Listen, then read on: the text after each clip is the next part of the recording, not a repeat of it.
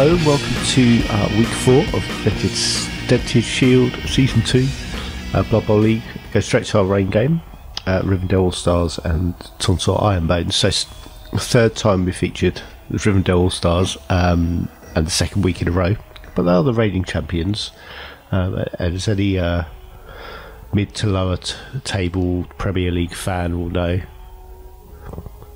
it's always the big teams that get the attention. But the main reason we wanted this game this week is so we haven't had the Tontor Ironbones on the main game yet. It's taken 4 weeks to get to them. So sorry, Steve, but we got you there in the end. So yeah, main game is this one. Also, I was watching the second half of this game as it was happening. It was quite a tense one, so I thought it'd be a good one to feature.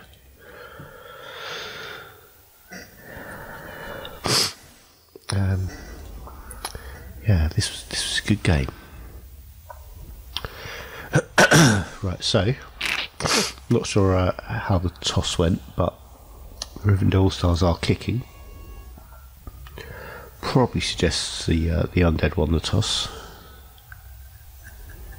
We're going to skip on a bit actually to the kick. Let's try and get there. And then this week I'll remember to look at the teams, because there's quite a bit in the way of advances now for both these teams. I think we're about there. Let's get the advances up right. So Lamian on the front line for the elves. Guard on this one, block on this one. Nothing on this one. Rookie lineman.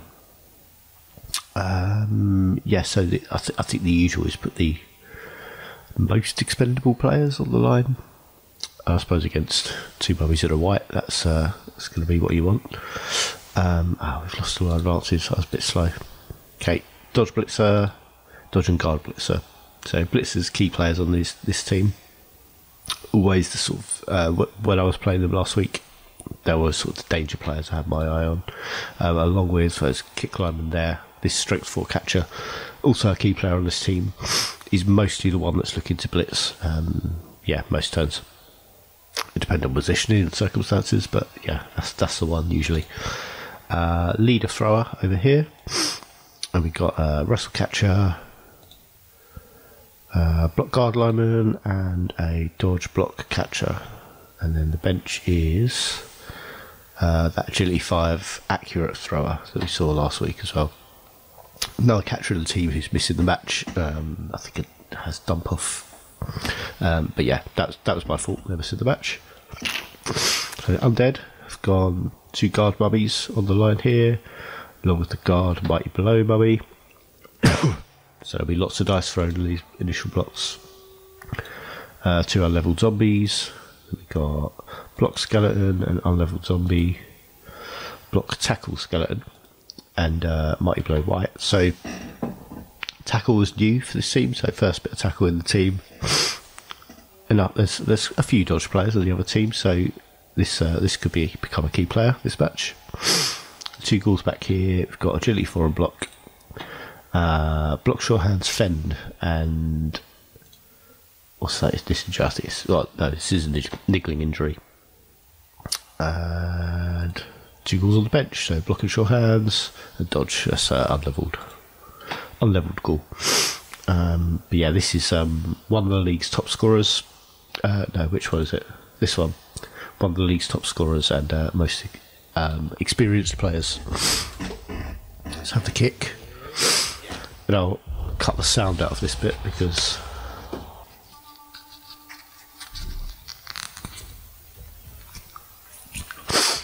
yeah, you can probably hear I'm pretty bugged up, so there'll be some nose blowing during this one. So undead on the attack, moves towards the ball first. It's a very deep kick, so having a kicker on the other team. Oh, sorry, this is a quick snap, of course. Here we go. Right. So securing the ball straight away. This one can still reach. And then straight in with the mummies. So there are safer blocks for the undead to make. With the whites, you understandably want the mummies hitting people. But the whites and those 2 block skeletons have got a safer blocks that could be the ones they're starting with. This is going to be 3 dice. Yeah, there we go. 3 dice is I think 3 dice is actually early knockout as well, but I think 3 dice is actually safer than 2 dice with block anyway. So if you can lead off with 3 dice, they are safer.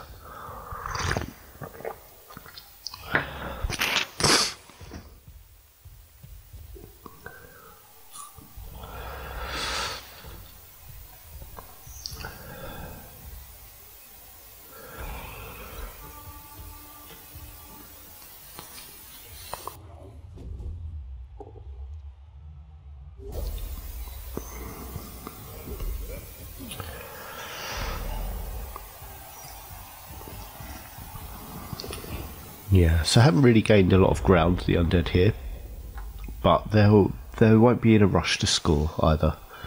And I think the pushback sidestep thing with this blitzer probably highlights something that I do definitely want to flag up later, that this fella here, I think should be doing more hitting people in this match. That tackle guy. Yeah, because already that being able to sidestep out to a safe place, and there's a 2+ dodge to get this blitzer free. Yeah, one of the reasons I see him as really dangerous when I was playing this team. When I played this team, and this is familiar to what I had last week. You know, you're deep with the ball, trying to keep it protected, but you're already within a turn of being sacked.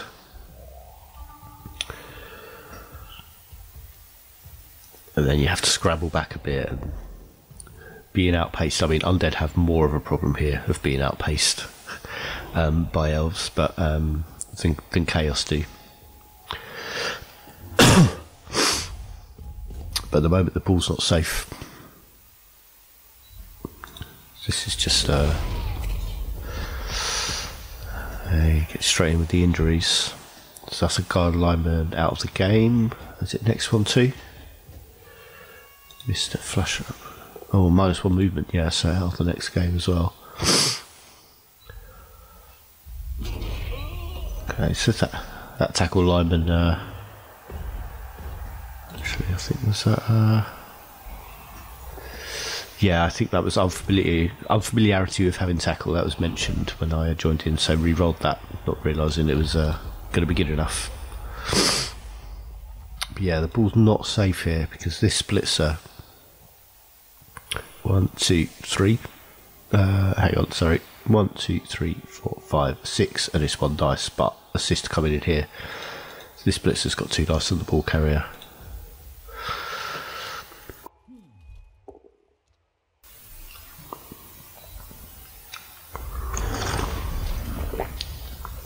There's a knockout back for the numbers. That's the guard. Mighty Blow. White. Out for the drive, at least.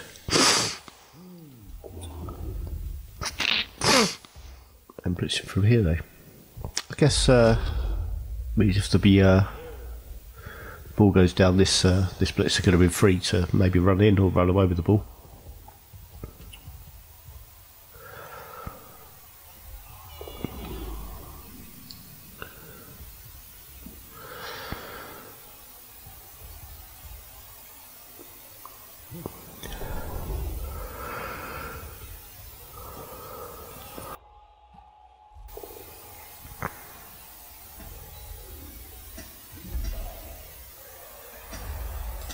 Right, so quite a puzzle for the undead to solve here, and I've not seen this yet, so I want to have a look. Tough to work out what we do here. So I think this skeleton's just standing up, so he's not really going to be able to affect the play. 1, 2, 3, 2 go for it. So this mummy's 2 go for it's away from blitzing one of these players. But that might be about all that's on. I guess he's 1 go for it away from putting assists down here with guard. We've got this zombie too. This is guard blitzer though, which means if you're going to try and blitz out, oh, it's just tough. I just want to see what happens now, because I can't work out how to get out of this. I think you got to go for the big risk of this mummy blitzer, which you go for it, so then some tough dodges away is probably about all that's on. This is yeah, this is good defensive pressure from the elves.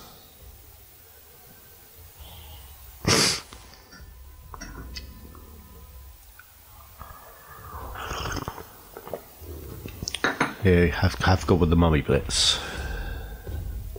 Probably going to need to take the thrower. Gone for the blitzer. Get the blitzer down with a reroll. And now I don't know if they're going to try and just endure it out here, because this is difficult dodges to get away. That's slightly aided there. Yeah. It's good getting out of it. So we failed dodge.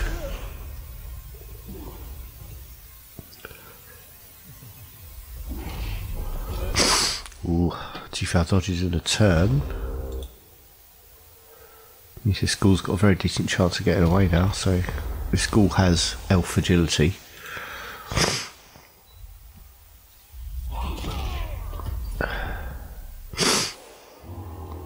Mummy blitz on this one. I think that's going to free up the ghoul. Can't score this turn, so he's going to have to hold out a bit longer.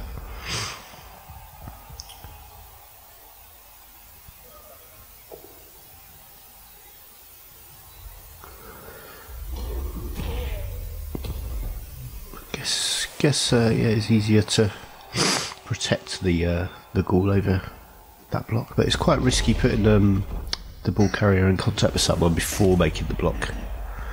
Maybe you've done those the other way around just to make sure. The ball might have been safer over here than where it is. Than where it is if there was already contact there. Although that strength 4 player, yeah, wanted the extra assist for the 2 dice. I think I'd probably have left this guy marking the dodge strength 4 catcher, deny use of the dodge skill. So probably going to want to go 3, 4, 5, 6, 7 to go for it, or dodging through the white's tackle zone, probably. I think we're going to see this guy blitz the ball carrier anyway, and I think having the tackle player standing there got him that way for 1 dice. I think could have come round for 2. Let's see now. So there's 3, 4, 5, 6. Yeah, it would have been 2 go for it. So.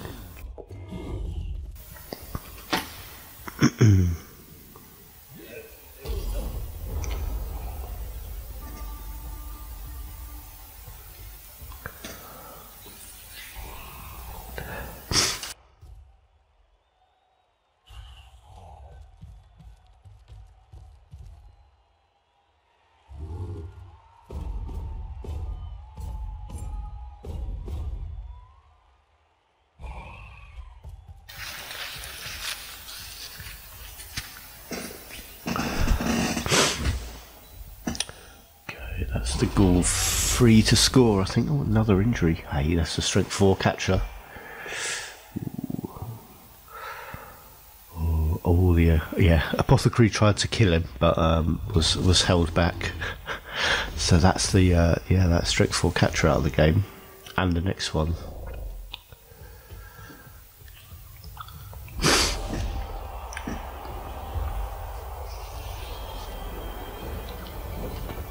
One 0, so it's an early enough touchdown for the Oven Union to score before half time. I have lost track of what turn we're on though, so it's both knocked out players back, 1 each. But 2 injuries for the Oven Union. Yeah, which means they're now down to 10 players, I think. 2, 4, 6, 8, yeah, 10. Yeah, 4 turns to score though. I think Elven Union can manage to score in 4 turns, even if they're outnumbered. They've sort of got the speed and agility to just work their way around a team, especially a slow one.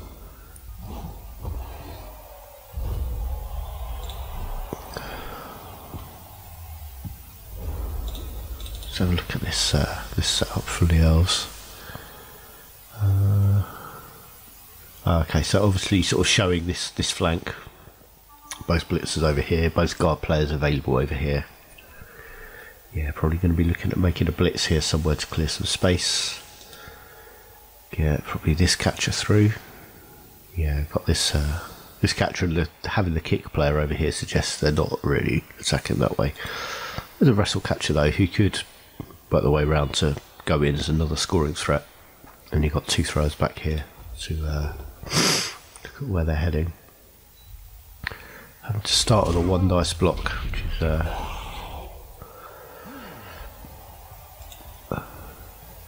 it's probably the option of making better use of guard there, although it does mean standing next to a mummy you could later then just dodge away from, I suppose. But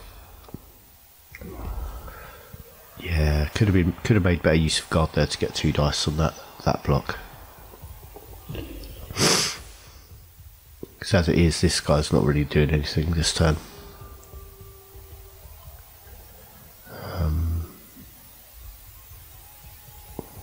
Yes, there's that secondary scoring threat going in, so Undead have to watch both flanks now. This one's heavily marked.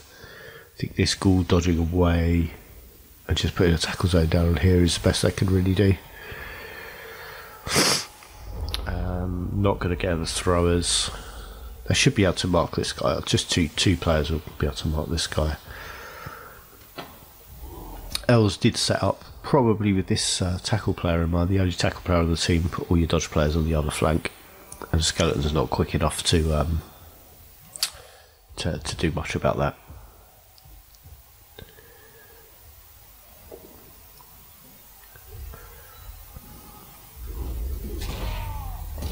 So I've kind of dropped this ghoul down here just in case, but it's a very slim chance the ball's still going to be here next turn.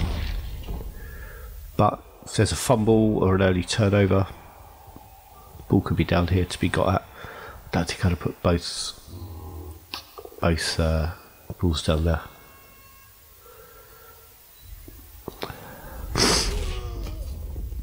Another injury, that's the 3rd one. So that's the rookie lineman. Yeah, 3 injuries now.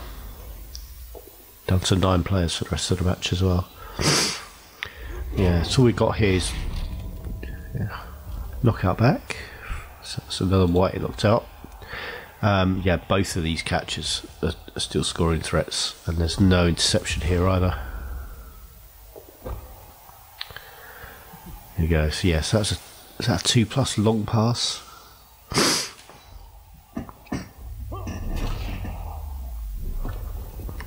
With a reroll, and yeah, and then this runs in. So these I can sort of understand both the ghoul, like one ghoul maybe going forward just in case the ball was still there later, but the chances of it being there were so slim. I think marking up the scoring threats, using the blitz on the scoring, on at least one scoring threat and marking the other one, is kind of what had to be done there.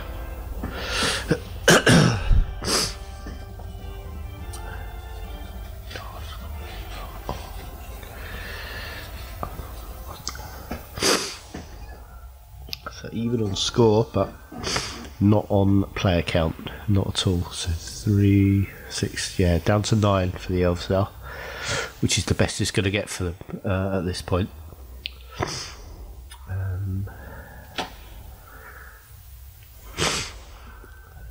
Yeah, the undead still full complement. That knocked out white recovered. That's all 13 players available. Give me 2 ghouls on the bench.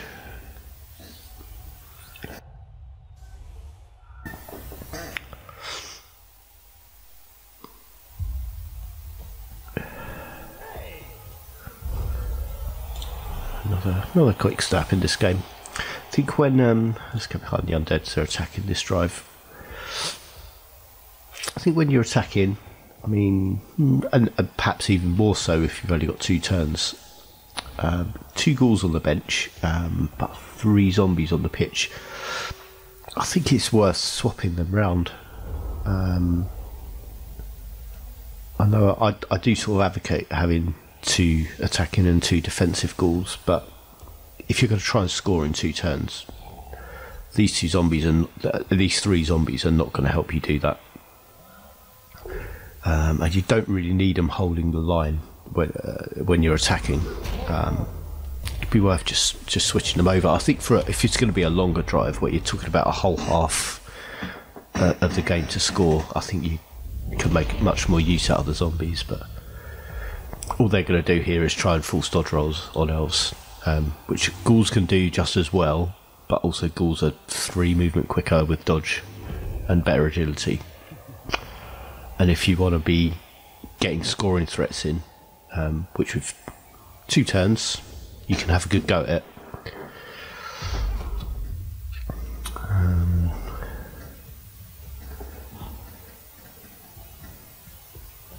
Yeah, I think more ghouls for this drive might have been the way to go.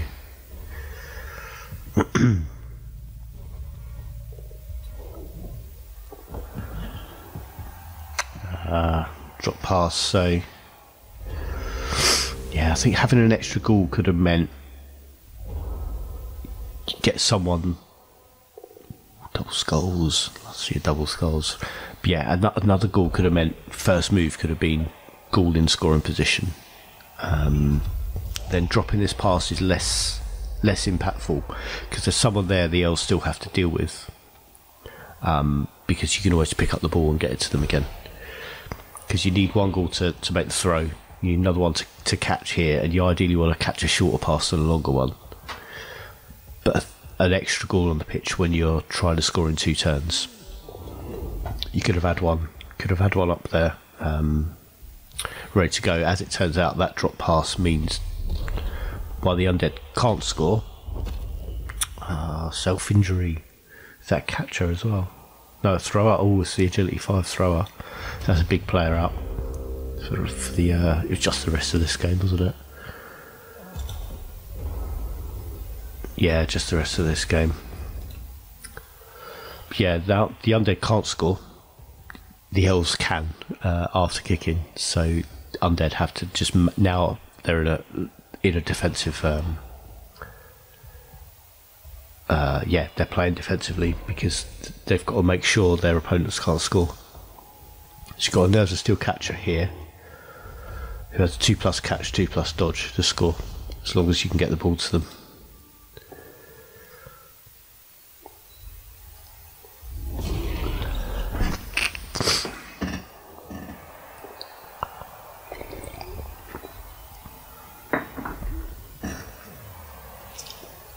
Again, there I know the result didn't come up there, but the tackle skeleton I think was the one to be hitting this blitzer with dodge.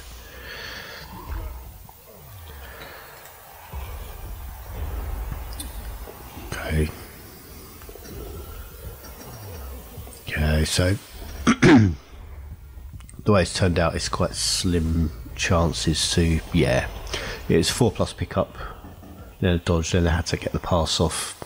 So there's a lot of dice to roll, and they couldn't get the score this half. So yeah, 1-1 at half time, but Tontor and Bones attacking next, and the elves are down to 8 players now, I think. 4 injuries and a knockout. Yeah, knockout doesn't come back. 5's down to 7 players. They're down to 12 for the whole match, and that's yeah, a lot off the pitch.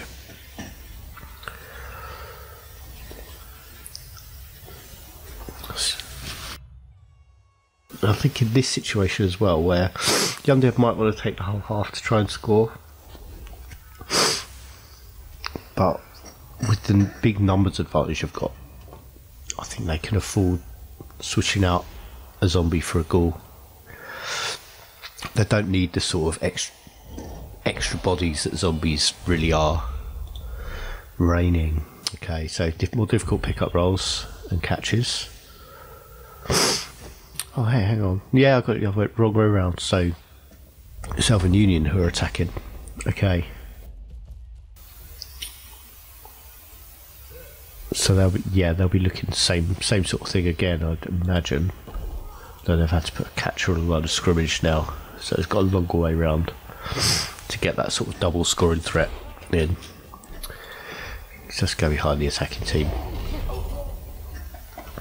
Early failed dodge.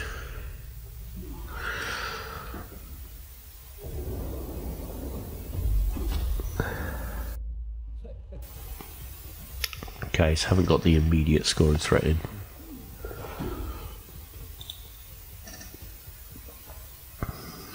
Looking at this player to score with 28 star player points. Another failed dodge. Another injury.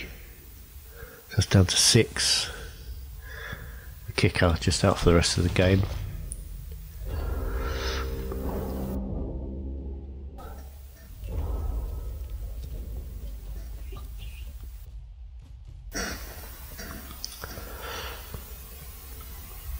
Okay, so this is good marking. I think I might have liked the this zombie in there doing that instead. Get the kicker over here where the dodge players are going. Sorry, the tackle player over where the dodgers are going.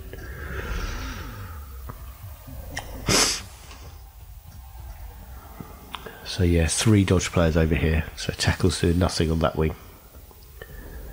If you're gonna just want someone to just be a body and stand there, that's what zombies are for. Hey, this one's levelling. Yeah, we could have had kick player over here somewhere, and the next turn if the elves have still got the ball coming down here, could be going to put that skill to use.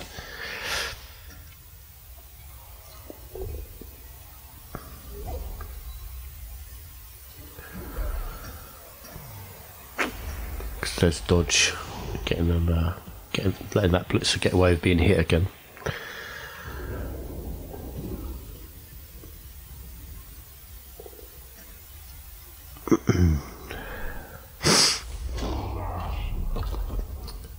And now we've suddenly gone from the whole match happening over here to here in just a turn.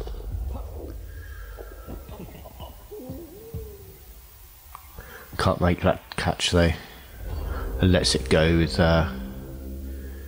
yeah, the ball relatively safe here, and a lot of half to go with 3 rerolls.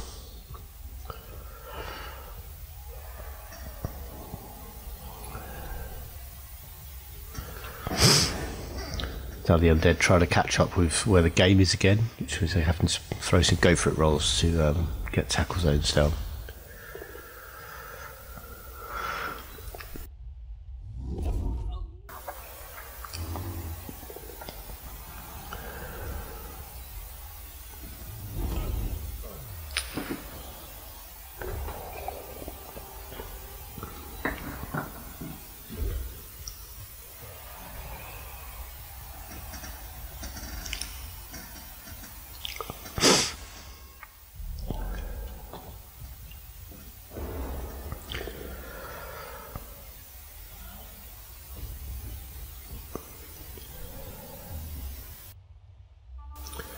So what, coming back in there, do have to hit that catcher. So that catcher was, I think, 2, 4, 6, 8, yeah, could have scored next turn. So good to get them down, and stun will help as well.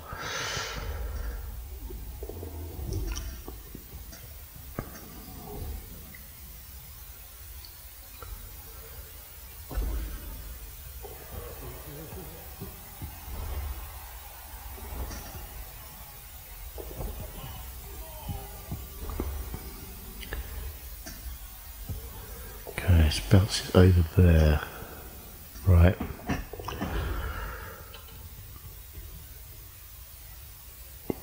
Yeah, so we're now in the sort of mode of game where you just try to get as many tackle zones on the ball as you can to stop the other team picking it up. And that's 2 for the elves. Is this going to be a third? No.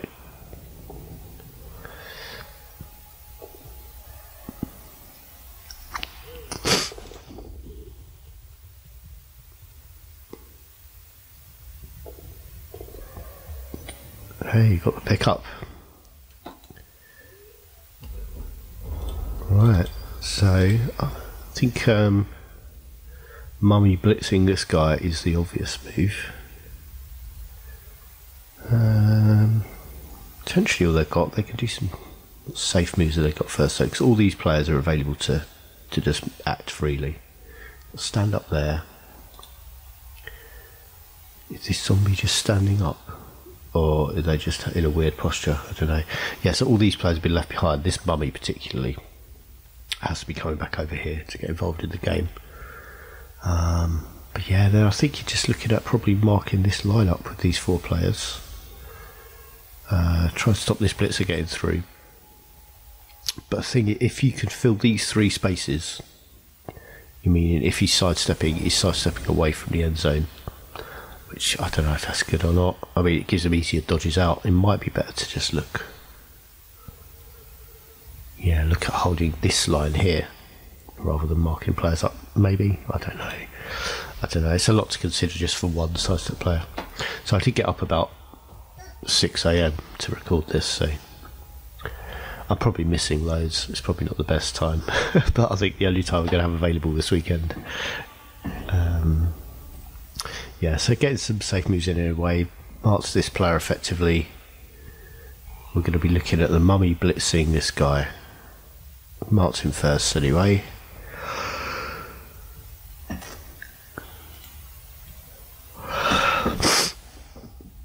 I think with only one block dice result that's going to affect this guy really, it's even more important to consider where the pushback might be, especially with sidestep, because this is sort of the obvious-ish square they'd choose. Did get him down. There we go.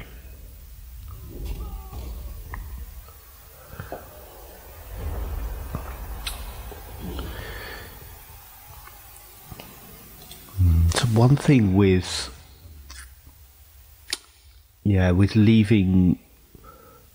moving everyone before you make this block, you've got no one to react to where the ball goes. Might have been worth just keeping. I think there was a ghoul. This ghoul was over here, weren't they? 2, 3, 4, 5, 6. Yeah, because they could have been in. Might just be worth keeping one player who can maybe pick up the ball, but at least go stand on it, available after the block, just so you can react to the ball dropping. Because I think this ghoul could have come and tried to pick it up even, or at least stand next to it. But I think with that being the last action of the turn, you didn't have that option available. I know obviously you want to make sort of safer moves first, moves with no rolls, but there have to be exceptions to that. I think where the ball's concerned, and you've got the option of securing it after a block. It's worth looking at that. So got catchers flying down the wing. Don't think they needed to go for that. Throw that go for it. To get away with it with the reroll, but I don't think that's gained them anything. I don't think either of those go for it have really gained them much. See if there's anyone they were trying to keep away from, because this white can still reach. The white's sort of the obvious. Maybe it's this guy. 2, 4,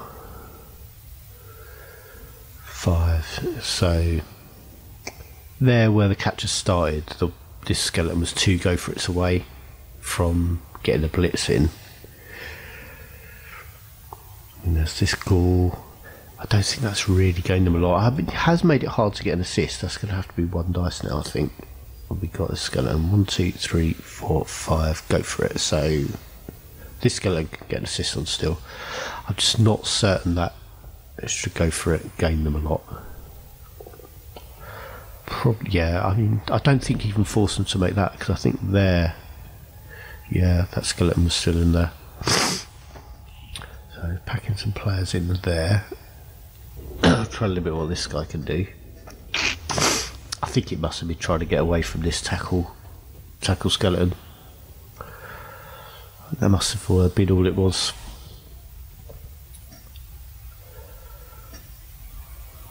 So white making the blitz, but only one block dice result's going to do, and it's that one.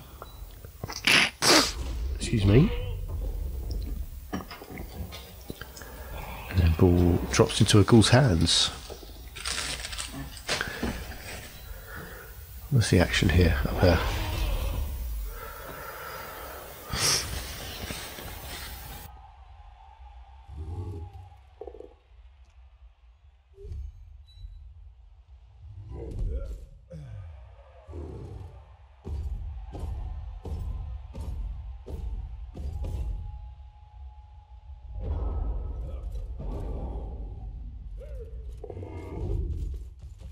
Okay, so that's a 1 dice blitz. Just a pushback, so it's kind of nice to see elves outdone by dodge sometimes, but that's a tricky position. Oh, had to use the reroll on that blitz, so not available for that dodge. Right, so still quite a bit of a puzzle for the undead to deal with here. So let's look here from their point of view. They've got the ball now. Those attacking. So 2 players marking the ball carrier. Both can be hit, but one of them has guard. I'll try to remember what happened here. So this ghoul is available. This skeleton's available. So probably need to be putting this skeleton maybe there. This skeleton can block here, but that's a sidestep player. I think really you might want this guy to blitz here. So tackle player to blitz this this blitzer. This has dodge, and they've both got dodge. Yeah, there's a few options. I think either use this guy as an assist here, hope that you can knock this guy over, because if you sidestep he's just going there. If you push back, if that's where he's going. Might be worth, yeah, I think he has to go down first anyway, because he has guard. So I think, yeah, I think I'd probably be doing this ghoul to assist here, blitz from here, this skeleton from there onto here. If you're stuck with a pushback, he's going there, but his guard is out the way here, so that you've got, yeah, this white to hit this guy, because he's both got dodge. It's just really tricky to get out of. You're just looking for those defender down results. But yeah, I think the best chances are ghoul to assist there, skeleton blitzing, and then these two dealing with this guy. Probably start there, and then if you only get a pushback, this guy can have a go. But you could be stuck with this blitzer in here, which might mean you have to block with the ball carrier and then try again next turn.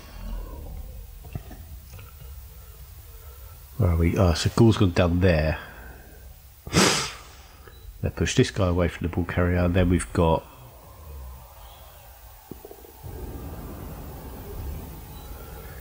so got him down, but yeah, has gone right in the way.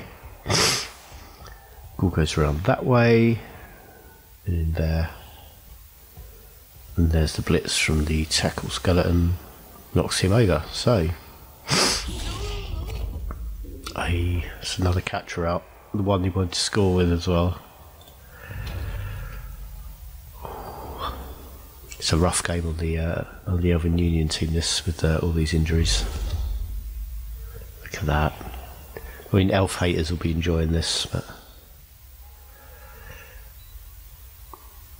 I think it's the first time I've really seen this team on the receiving end of this kind of thing.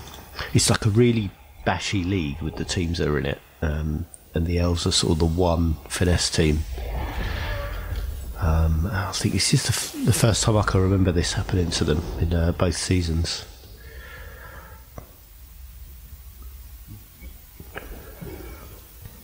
But yeah, this blitzer is always going to be the danger player here, but dodge keeping the ghoul up.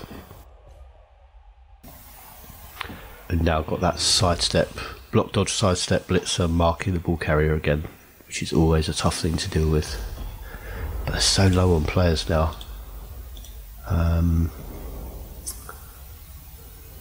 1, 2, 3, yeah, 4 players. Both blitzers are still there. Block guard Lamian and this wrestle catcher who was stunned last turn.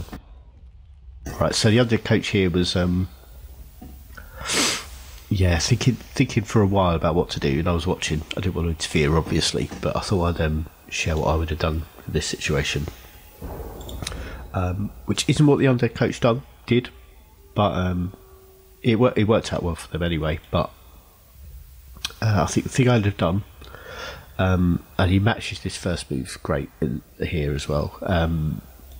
This block skeleton, I think, needs to go there, because your blitz has to be on this guy. Your blitz has to be on this blitzer, because he has sidestep. He could just stand there and still be marking the ball carrier, and you haven't gained anything if you only get the pushback with that blitz. So you need to fill that gap in so it's not available for him.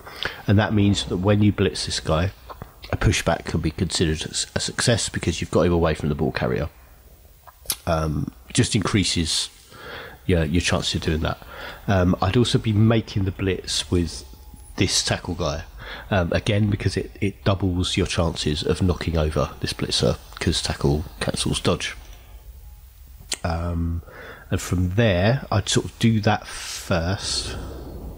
Then you've got 2 players here who can come and mark up these, hopefully 2 down players. Make sure it's going to be hard for them to get through as the ball carrier moves forward and then cages up over here. You've got all these players available. Then this blitzer is the danger next turn. So I'd have Mummy there, one of these zombies there, and then just don't hit him. Probably more players than that, actually. Hang on, let's go. You could probably even afford zombie there, Mummy there, zombie there, 3 players surround it, because they've got 4 players left. You can afford more than 2 to mark who's going to be the most dangerous player next turn. Don't quite go that way. Start marking this guy with zombies first. I think I'd have been probably those 3 players I identified on that blitzer before anything else.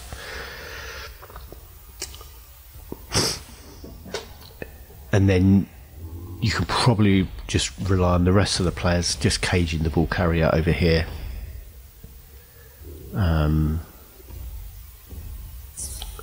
To keep this guy under wraps.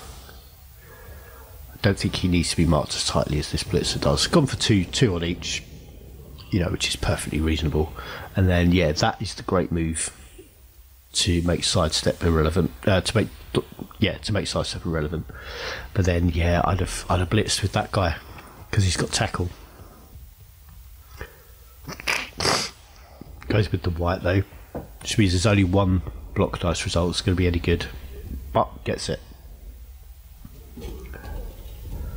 And a stun as well, which is massive. Now the ghoul can pull forwards. So this blitzer, I'll go for the throw to the white, who drops the catch. So looking for 4s in the rain. With a reroll, that's 75%, but it didn't come off. So straight away I failed dodge. Double failed dodge. So was that here? I think that was here, wasn't it? No, it was this guy. So needed 3s because of the way they dodged, and didn't get it with the reroll. I was gonna point out both these players still have 3+ dodges.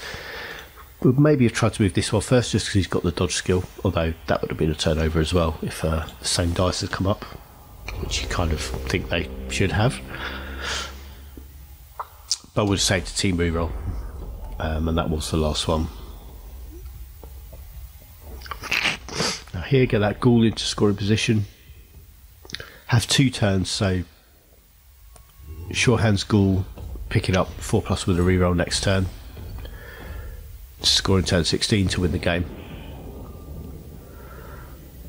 So making sure they can't go anywhere, marking well here. stand someone else on the ball, make it hard for the elves to pick it up.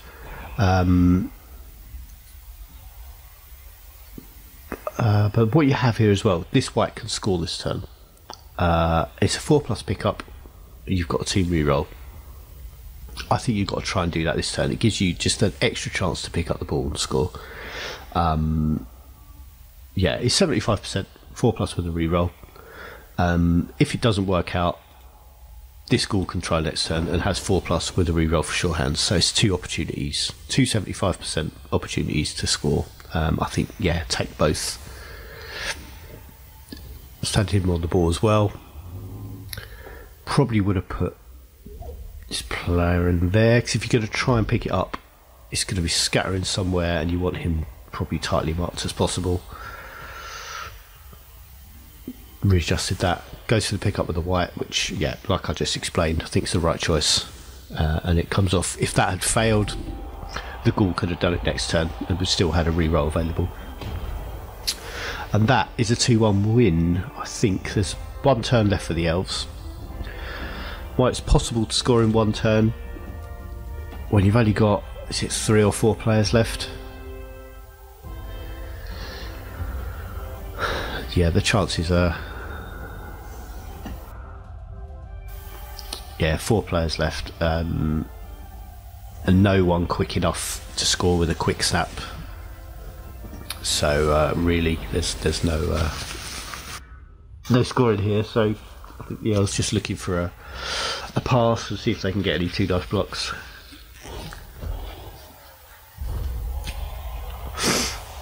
Well, they'll have a reroll to do it with. I had to deploy everyone else on the line of scrimmage, so just looking for a pass here. But I think can't pick the ball up. Yeah, the rain denying that first pickup roll, and we're done. I think there's 1 more undead turn. I can try and pile on the misery of more injuries. I'm not sure they get any more at this point. Just another knockout there.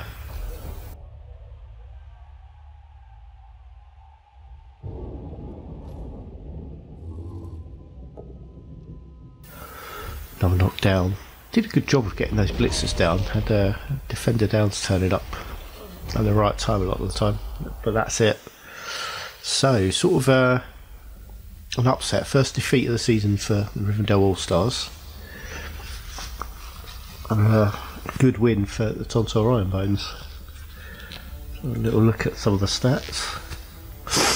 So loads of dice being thrown by the elves. I think mostly going on these dodges, and you expect them to dodge a lot.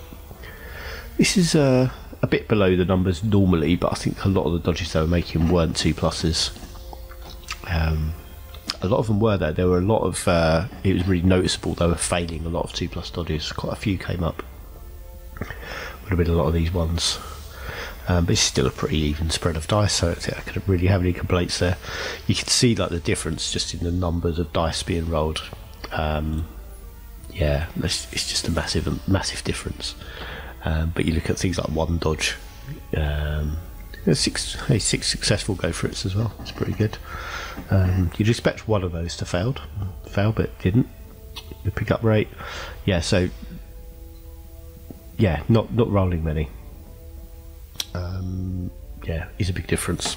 Yeah, we so often mention, forcing the other team to roll more dice is how is a way to be successful in this game. Good 4-star player points. I think 4 players levelled from this team, including both mummies. I think both of them took grab as well, which is going to make them really tough to deal with, or tough to face. I can't remember who they're playing next, but we'll have a look at the schedule after we catch up with the other games.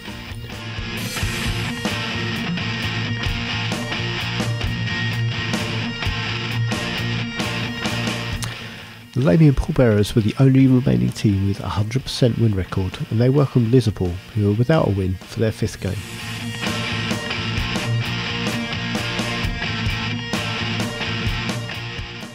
Vampires attacked for the first half but found the Lizard's defence tough to break down.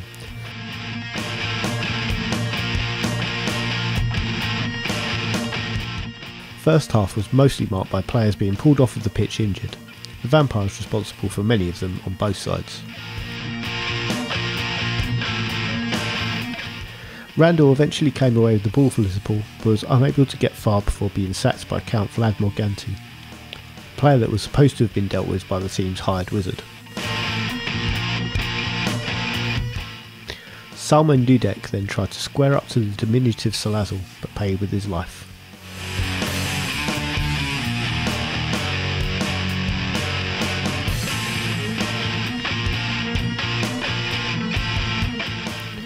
No score at half time, and Lizarpool received the ball to attack for the second half.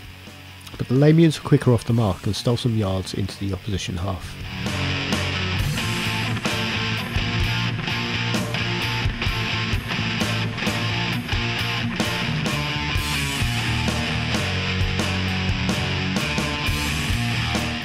Prokop Duda soon joined his former teammate in the Undertaker's waiting room, but the Lizard men were unable to secure the ball. New signing Count Vladimir Rasputin couldn't secure his hunger and had to say his appetite on the crowd instead.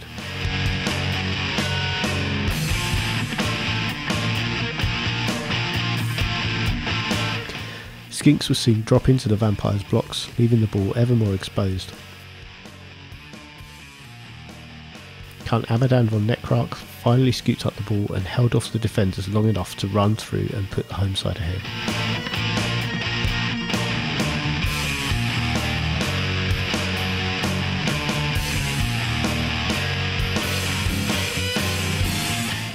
The Vampires kicked deep to restart the game, making it difficult for the visitors to get the ball to the other end of the pitch.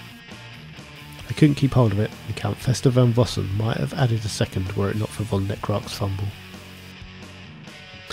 A single touchdown settled it, but both teams have a lot of patching up to do ahead of their next games. The Fist of Sabnok went to Hell's Gate undefeated, where they would face the rotting Casspitz, who were once again joined by Lord Borak the Despoiler. Ogloth Fragile caught the kick-off as the home side built their attack. The blocker was thwarted in his advance up the left by a blitz from Rufty Tufty.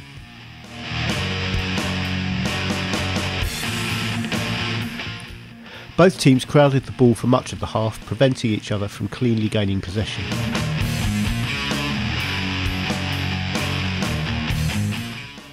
Waltz Tango Cash finally came away with the ball and sprinted forward, the home side chasing him.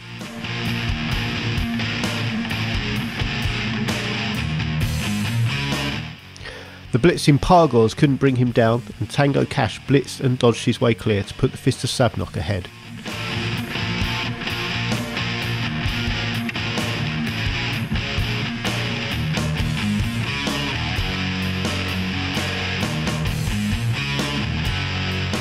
The Casspitz kicked off the second half and prepared to hold back the visitors' attack. They made space in the Sabnok line to get pressure on the ball, slowing down the offence.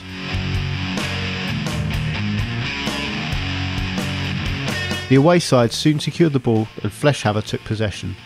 They were soon away down the left flank and ran in a second touchdown.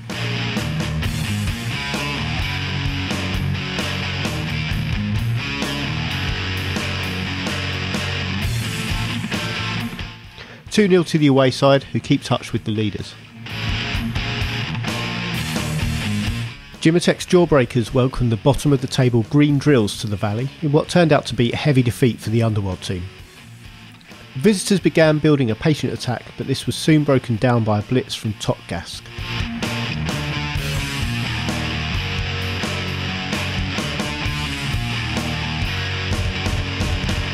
The Jawbreakers soon secured and recovered the ball, with Galtrak running in to score.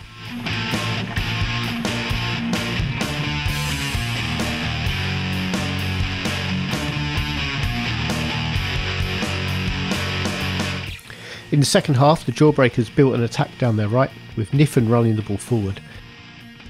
But he was thwarted by the blitz in Lickite Ring, who also put the Goblin out of the game.